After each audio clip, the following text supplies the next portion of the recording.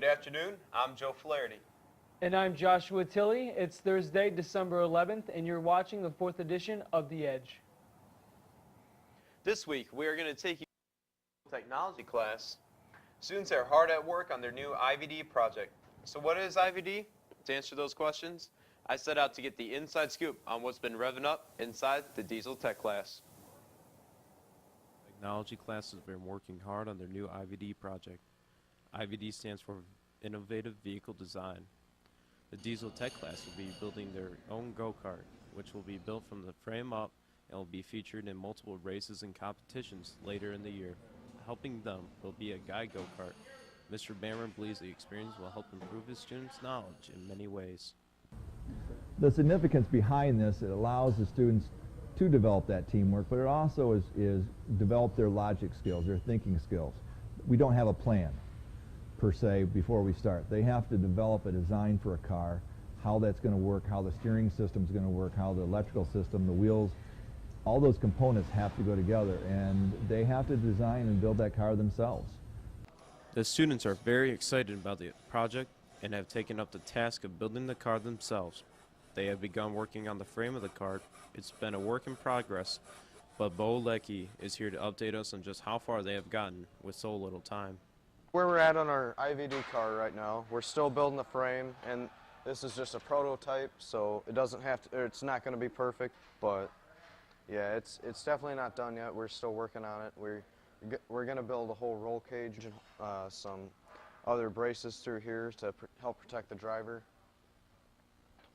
And you know, we're cutting and bending this pipe and stuff, and as you can see, you know, we've screwed up a couple times, but this pipe is pretty cheap, so it's pretty easy to work with, and it's easy to kind of experiment with, so when we make the real thing, it'll be perfect.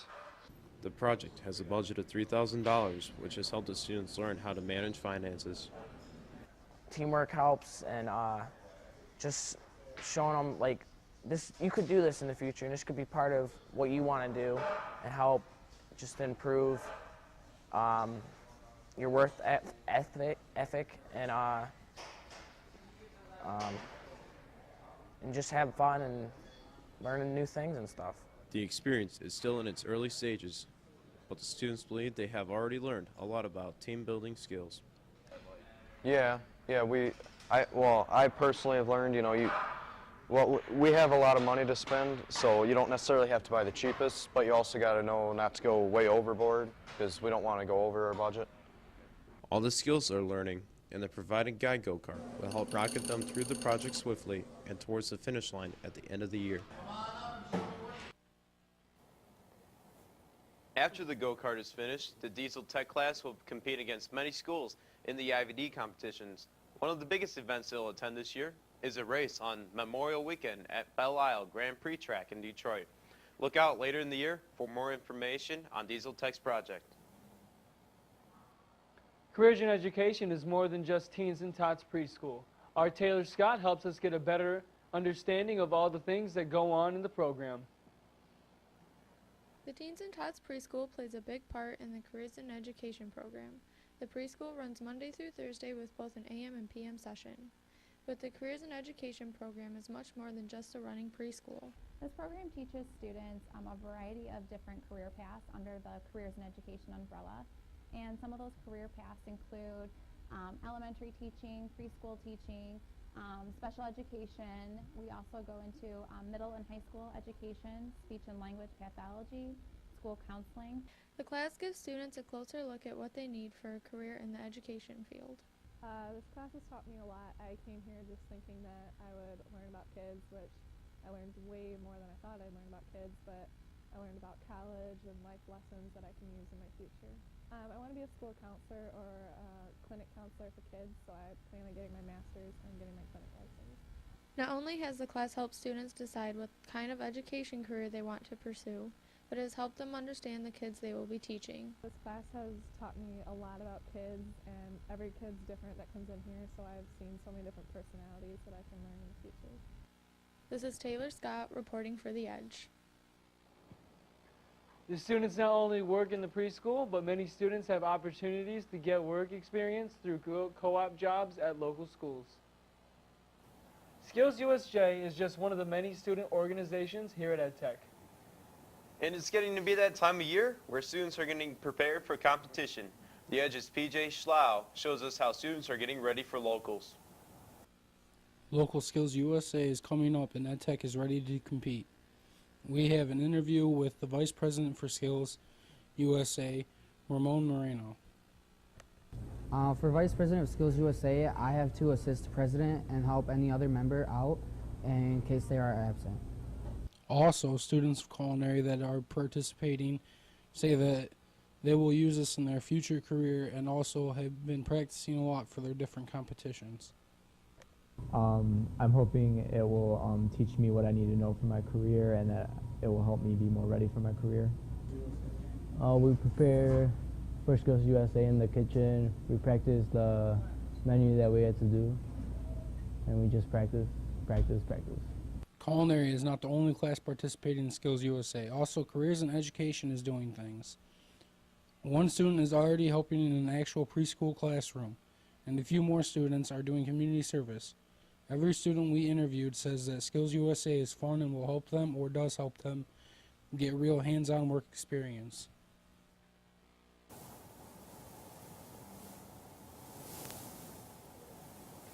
Regional competitions are held in February. The top places from regionals will go on to state competition in April. The state competition is held in Grand Rapids. Has your class hosted a fundraiser yet? Many EdTech programs have already sold things like cookies, candles, candy bars, and even pizza kits. All the profits go to trips that are the programs that are planning to take sometime in the year. Our Aisha Jackson takes a closer look inside fundraising at EdTech. EdTech programs such as marketing and entrepreneurship and culinary have been hosting fundraisers to be able to take future trips. Those classes and others are also raising money for competitions. Culinary has done a couple of different fundraisers. They have sold Little Caesars pizza kits and candy bars, which have helped raise a big chunk of money for their program.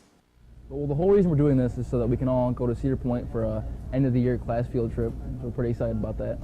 Marketing and entrepreneurship's big money maker has been cookies and Candy Crush grams.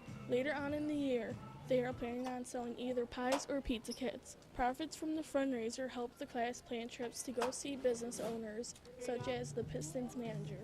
The profits go to us, and every field trip that we go to or the stuff in the store, the field trips help us learn out of the classroom, which is an awesome experience. These are just two examples of many different fundraisers at EdTech. On an average year, students at the center raised more than $15,000. Reporting for The Edge, I'm Aisha Jackson. The Digital Media Arts class is having pictures with Santa and taking family photos Thursday, December 11th from 3 to 8:30 p.m. Make sure you come out and help us raise money for our trip to Chicago. Winter arrived earlier this year, and many prefer to stay inside the warmth of the building. However, some classes have no choice but to tough it out and head outside. Some classrooms don't have the luxury of staying inside. Agri-science and construction are the two that know that firsthand. The bitter cold of the upcoming winter may be an obstacle, but as in real life, these students have to power through it. No, never. The cold never affects us when we go out. But No matter how cold it is. no matter how cold. Sometimes it may be below freezing, but even then it doesn't deter these EdTech students from working. The cold weather is affecting the class in a big way, kinda. When it comes to working, it's harder than working in the summer. You gotta dress warmer, you gotta wear gloves, and that's harder to hammer with gloves on. Building the house gets more difficult as the year progresses, and so does animal care out in the barn. Students use different methods when winter rolls in. But the procedures that we take in our barn is we shut the doors every day after chores, so the water doesn't freeze because they need water, and just so the barn stays a little bit warm, so we make sure that everything's all good with it. Make sure you stay warm for this winter. Yeah, that's for sure. Well, that's all the time we have for today. Thanks for watching. We will see you back next time for the special holiday edition of The Edge. And stay classy.